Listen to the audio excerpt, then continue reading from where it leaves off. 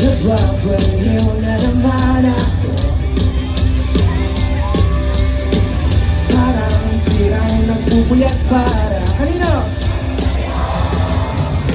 Di ko na nagawa ang project ko, pero yung sa'yo at sa kapatid mo ginagawa ko.